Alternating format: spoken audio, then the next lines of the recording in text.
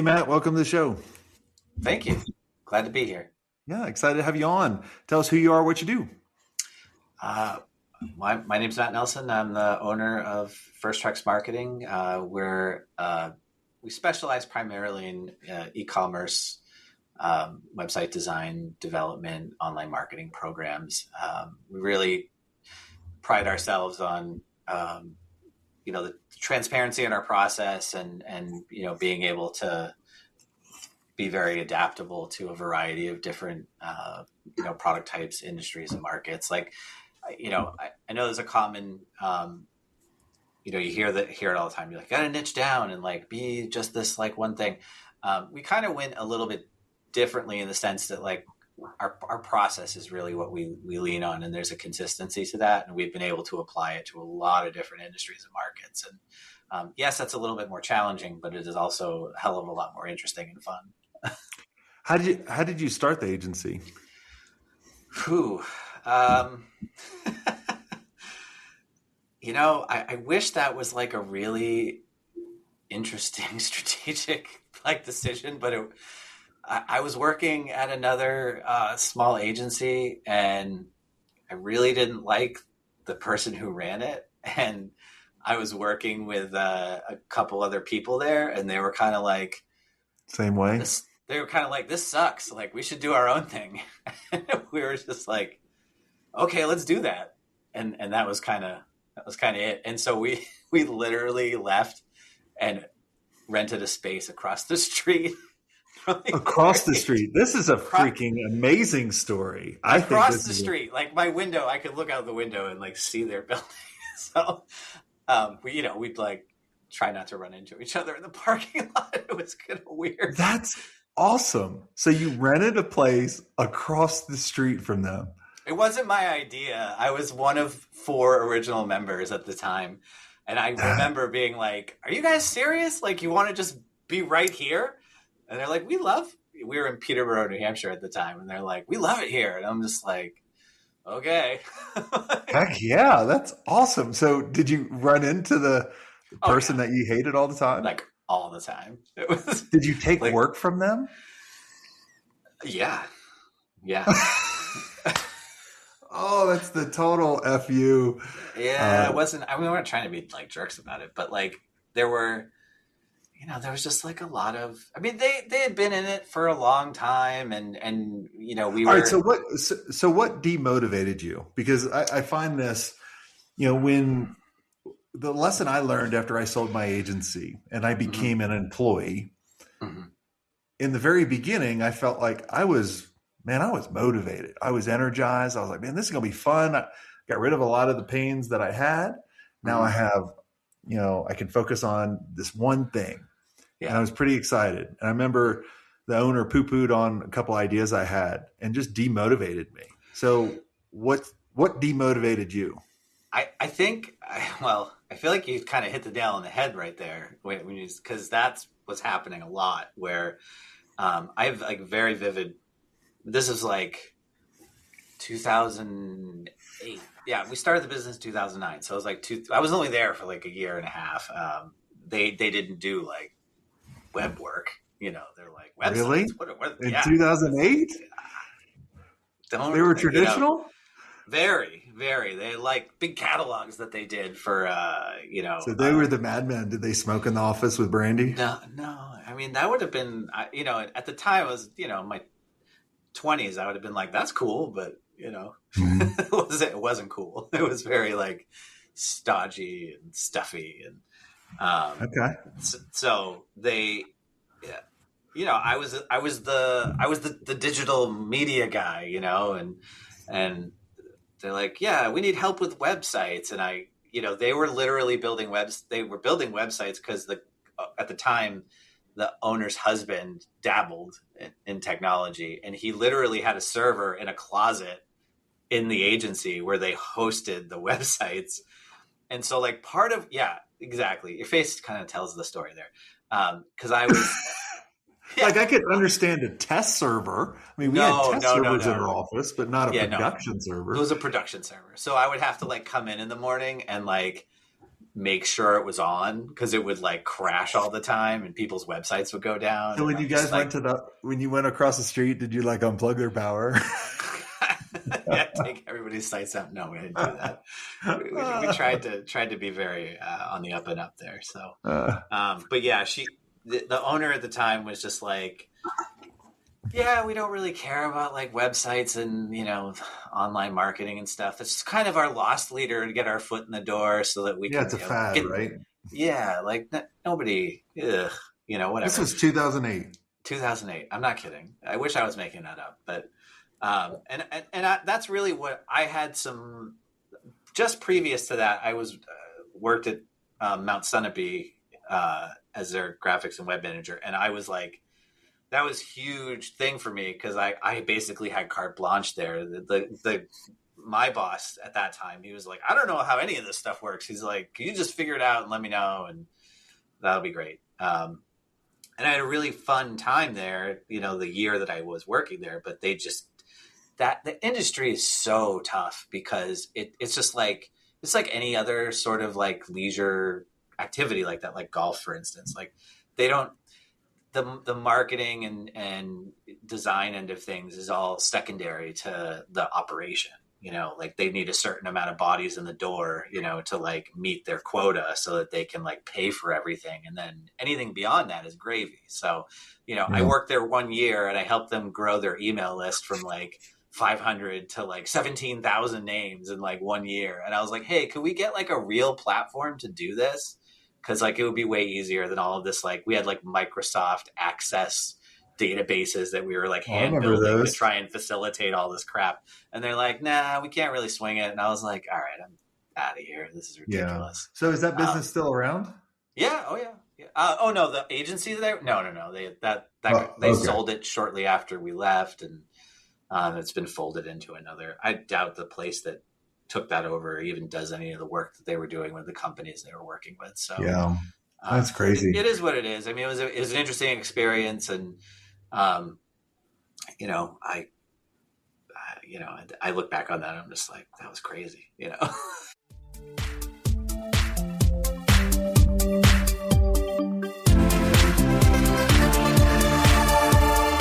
Hi there, agency owners. Let me ask you, are you ready to scale your agency without increasing your overhead costs? If yes, then you need to know about E2M Solutions. Now, E2M is the #1 most reliable white label partner for agencies. They specialize in web design, WordPress development, e-commerce, SEO, and content writing. They basically do all the heavy lifting, which frees you up to focus on growing your agency. Now, here's the best part. E2M is just not another vendor. With over 10 years of experience, their team of over 300 experts has a track record of delivering for more than 300 agencies. They're your strategic partner. They deliver on time every time, so you can focus on what you do best. Now, E2M's mission is simple: to help 500 agencies increase their revenue and profit margins with white label services that actually work. And to help you get started, they're offering a special deal, 10% off for the first 3 months, but act fast because it's only a limited time offer. So head over to e2msolutions.com/smartagency to check out their transparent and their flexible pricing. Trust me, if you're ready to grow without burning out, E2M is the partner you've been looking for. That's e2msolutions.com/smartagency. Go check them out and tell them Jason Swank sent you.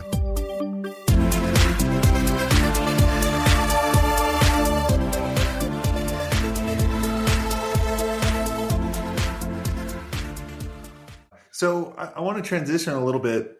You had four of you guys that started the agency. Mm-hmm. How many's left? Just me. You killed them all. No. But that was kind of my thought process because they were all very much older than I was. And I was like, well, if I can make her go. You killed them all because they were old. I'm just messing. Well, you better edit this later. No, we won't. We're fine. No. What was the transition period for that then? Well,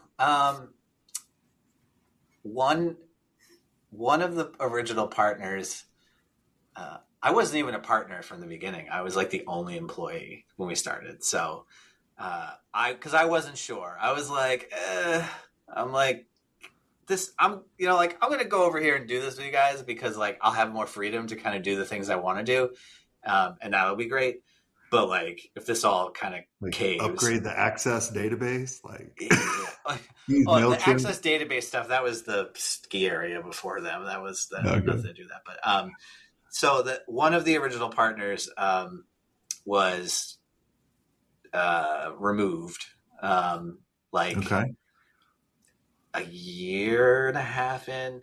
They did a really, so there was like some very questionable decisions early on where, you know, one of the original, their partner that was removed first, she brought one account with her and she managed to lose it within 6 months. And, you know, that was basically what was like covering her existence there. And I was like, what are we doing about this? Like, that's kind of a problem if you ask me, but I got it. It wasn't my place to like, you know, deal with that. And, so the other two partners they had this brilliant idea. They're like, we'll just start this second business in the business and that'll give her something to do.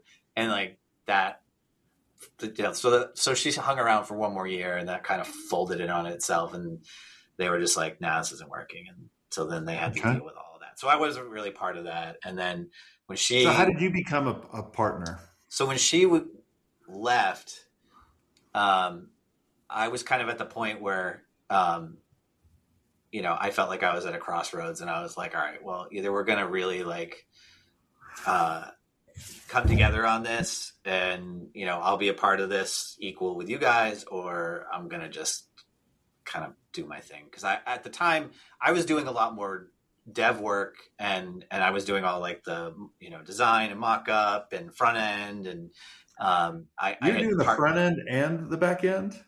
A little bit. But I couldn't, you know, heavy PHP, you know, scripting and coding wasn't my specialty. So I ended up finding a guy who is fairly local and, you know, we hit it off and we were working really well together. So there was like a crossroads of like, okay, well, you know, we could continue to try and make something of this as a group, or I'm going to go over here and we're going to do our own thing. And, I ultimately decided to partner up with the other two remaining guys and farm out continue to farm development work out to this other, because I just didn't, there were philosophical differences for me in terms of how he thought of, he wanted to like build his own CMS from scratch and like market that and sell it. And I was very big into the WordPress community and I always have been. And at the time we were doing a fair amount of Joomla work because that was a pretty popular option at the time and had a lot of user control embedded in. And we were doing some like corporate stuff, which it was really helpful for that. And I just did not agree philosophically with like, why are you going to try and build that from like the ground up from nothing when there's all this other stuff in community out there that we can utilize as a base and like not have to do that alone. Cause like what happens if something breaks or like there's a new feature that comes up? It's like, I'm like, you're one guy, like if you get hit by a bus, like, what, you know? Well, I'm curious. So then you became partner. What happened to the other two? Did they both go at the same time? Did you buy them out? They were bought out. The next partner went probably, so there was a part of that whole crossroads. This is just, it was a very key or pivotal moment for me. I will never forget this. We all sat together and had a meeting at the first, of the original three, the one who went out first. We had a meeting at her house and we're all sitting around the table. And I looked at everybody. I was like, listen, like we're doing some good stuff. And like, we've got some traction here. I'm like, nobody knows where we are. Like, and nobody can find us. And the reality is like, I'm not going to be able to get someone to come here and work with us if we stay here. Not to mention the fact that at the time we were paying like $24 a square foot for our rent, which is absurd. You know, when I found that out, I was like, you guys are all insane. Like, I can't believe how much money you're wasting on this. And I just threw it out there. I was like, we need to move and go to Concord. an hour, west of here, an hour east of here, because it's more central. It's on the artery. Like, there's schools around, like there's talent that we could actually draw from. And that's what we're going to need. And like, I sourced properties and options, and they were all like 60% less than what we were paying for where we were. And I'm like, there's no reason not to do this. This is stupid. And she was so like, oh my God, like, I can't believe you would even suggest that, blah, blah, blah. And the other two guys were like, yeah, that sounds great. Let's do that. And then that was kind of the beginning of the end there. So, and then, so did you buy out the other partners? Yep. So, and so did they want out, or did the business outgrow them? Like, they both wanted out. They were both kind of on like shorter timelines than I was. And okay. And they were pretty upfront about that from the get go. They're like, I've got maybe, so, a couple of years left or whatever. And they were really good about that too, where they both kind of felt like, they had run their course in this, and they're just like, yeah, I'm ready to go. And I don't really want to do this anymore. And, we did, and that was a whole other thing, because there were no operating agreements. There was no like legalese about like how that was going to be handled. So like the second partner that went out, like we went through that whole process with the legal team of like creating an operating agreement and like agreeing to all the terms and like how that's going to be figured out, and like, so that there was a framework, because of how messy the first one was, to be like, no, this is how the, when somebody decides to, that their time is up, here's how this goes.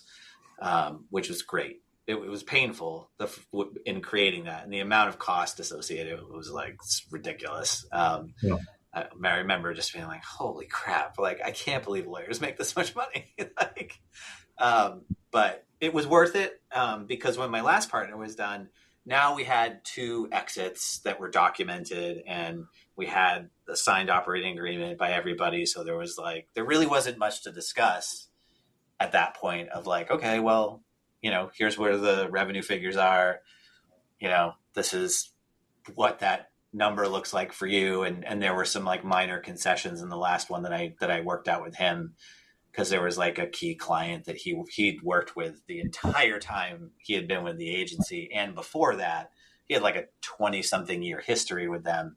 I was like, I don't want to work with them anyway. Like, so why don't we put that in there as a sweetener, and then you'll have some work on the side, when you're done. And he was like, great. So, that was actually incredibly easy by comparison. Yeah. And what made you decide to stay and to buy them out versus sell the whole company at the same time? I really like what I do. I felt like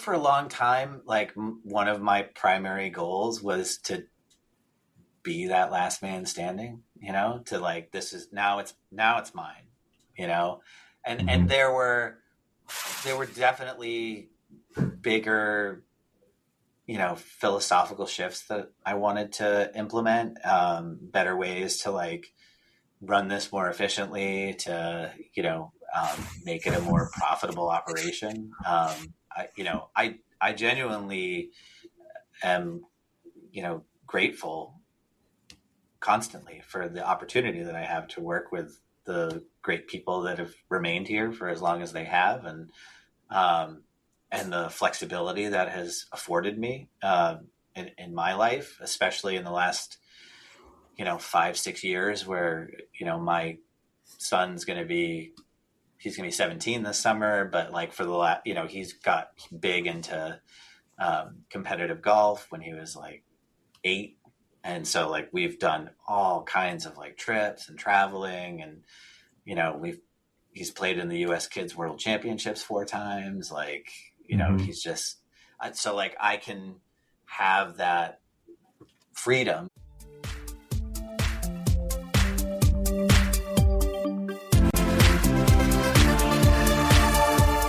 Did you you know that agencies are losing 15 to 30% of profit every year, and most don't even actually realize it? The usual suspects are poor time tracking, manual timesheets, scope creep, untracked revisions.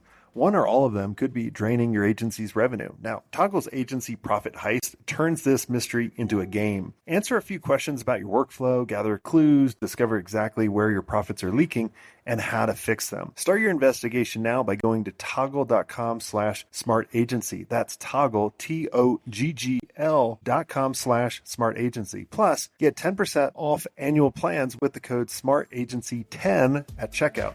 Or just mention Jason Swank sent you.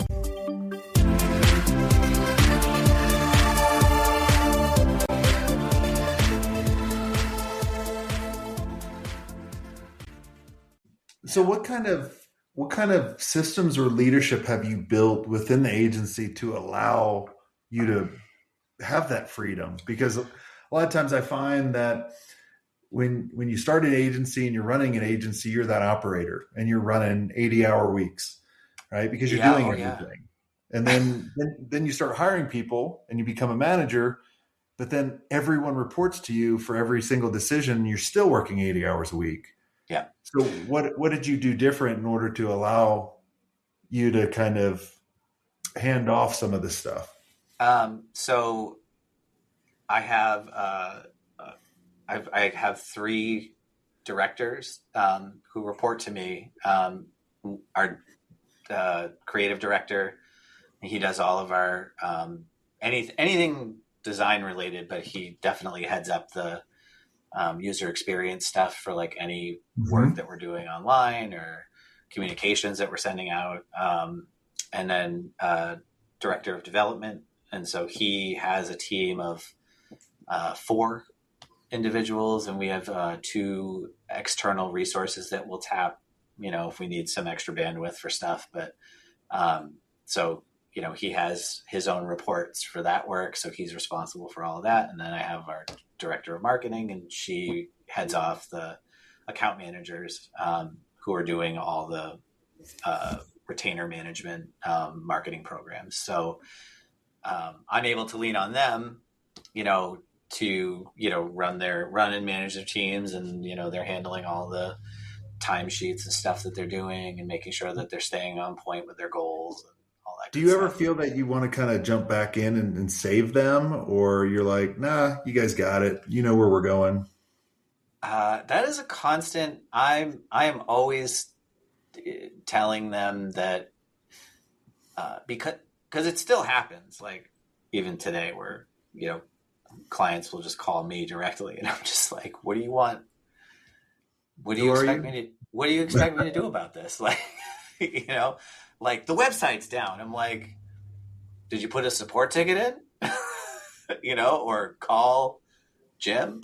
I'm like, I didn't just like lean on the button that like made it turn off, Yeah. You didn't pay your bill, dummy. Well, actually, the last time that happened, that's exactly why.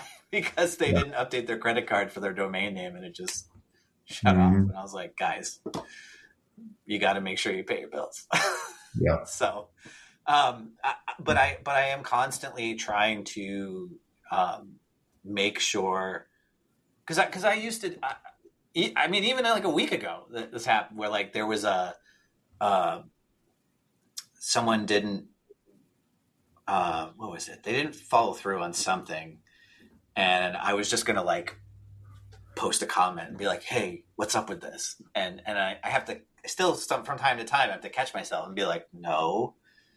Oh, I know what it was. It was the support tickets. Like at the end of the week, we have our stuff in Zoho Desk, and it's everybody's individual job. We have things assigned to you to like look at those at the end of the week and make sure if the deadline is passed that you send them some kind of response and then push the deadline out so that everyone knows what's up, and that creates the paper trail, blah, blah, blah.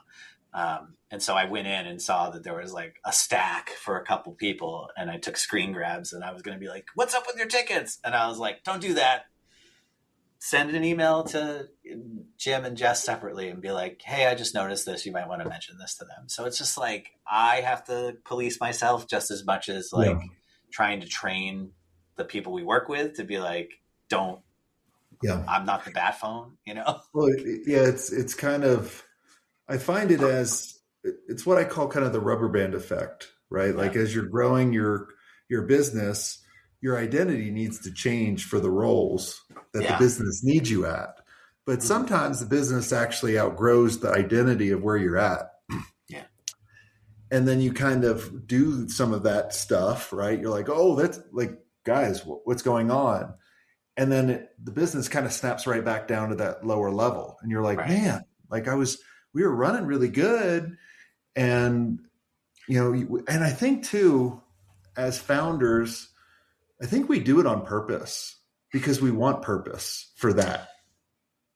Right? Yeah. Like we want that, because what I found when I reached the CEO level or that identity, I only had to work like 10 to 15 hours a week. Yeah. I didn't have to work like that hard. Right. But like I would get bored because I was a creator and I wanted to like fuck shit up. I totally resonate with that. Yeah. You're like, guys, and then we become like, I think there's kind of two paths when you become like the true CEO or the two traps there are, right? Like the one trap is I need to fuck shit up so I feel needed again. The other trap is I'm so fucking bored, the business doesn't need me. And then I become an absent CEO. So now I'm not setting the vision or direction. Right. And that might have been some of your partners too, right? They may have gone through that. That's what I see, right? Like, and then they'd be absentee and now there's no one steering the ship and the ship is just like all over the damn place. I felt like that was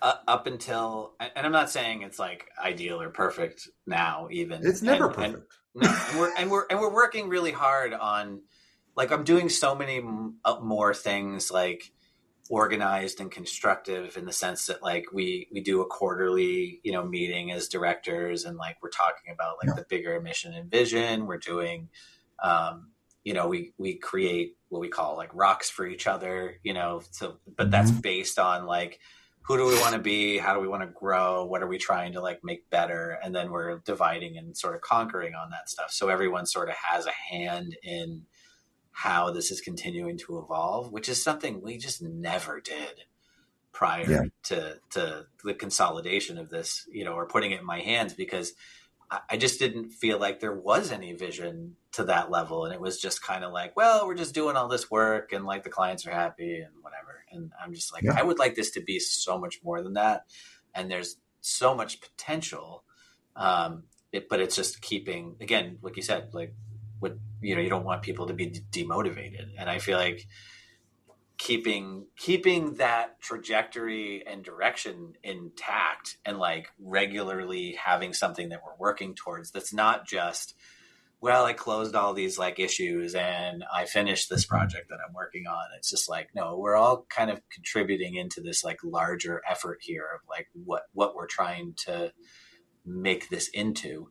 And that's, I've done a structured like profit sharing model with the employees here for almost probably 7 or 8 years now, which I feel like has been a great tool, I have always been big on that idea of like, well, I don't want to just like run through walls and like try and do all of this stuff if I don't know that like the effort I'm putting in is being appreciated. Right. Like, so what? The company makes another $200,000. Like, am I going to see any of that?